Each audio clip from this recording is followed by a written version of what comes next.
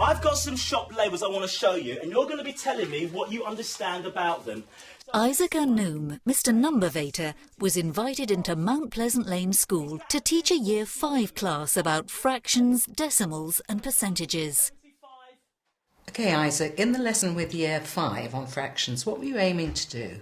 The aim of the lesson was to get the children engaging with me, but with understanding about equivalent fractions, decimals and percentages.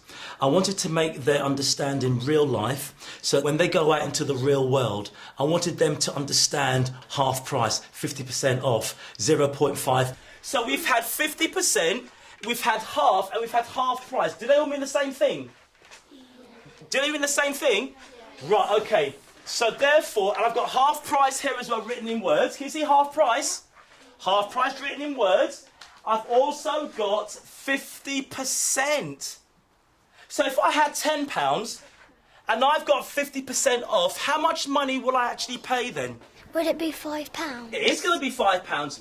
I went in sort of quite hard at the beginning because I want them to understand that this is a real lesson and there's a real outcome for it as well.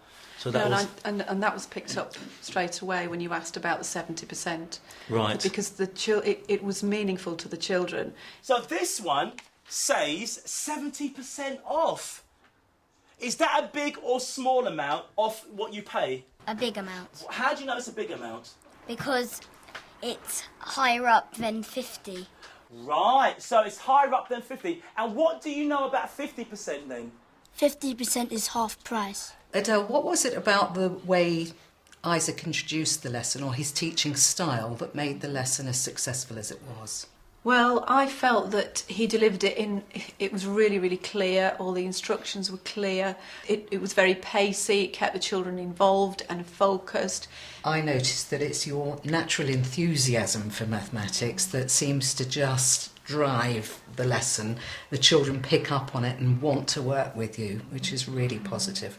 Right, so we're going to play Number Twister.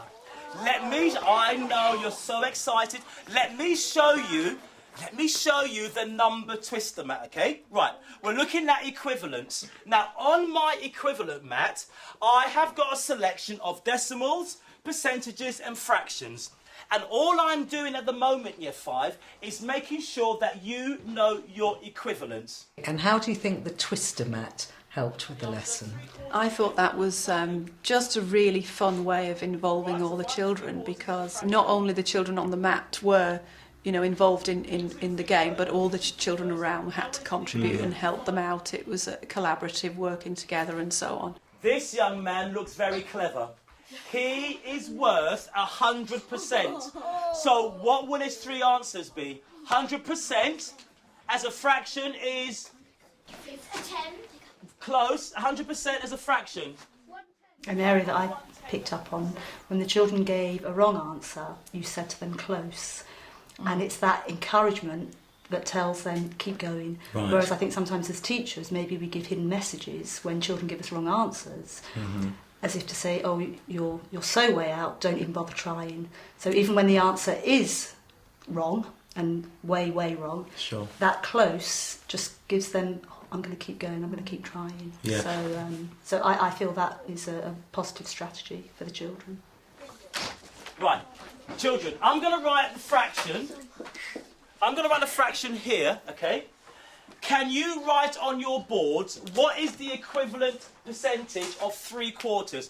What is it, you think, about fractions that makes it such a difficult subject to A, teach, and B, for children to really understand? Possibly the symbolisation of fractions. So it's the 1/4 that doesn't look like a quarter to them. And I think there was an example of that in the lesson this morning where one particular boy, he knew that 25% was a quarter, but he didn't have that language to recall quarter, and he said 4, because he could visually recall this line with a 4 underneath.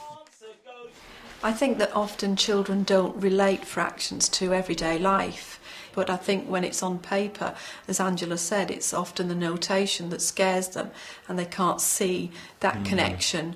And I think that's our job as teachers, to help them to see that connection between the real life and, the mathematical symbolisation. So next time you go shopping, 10%, 20%, 25, 50. Don't let your parents tell you what to do. You tell them.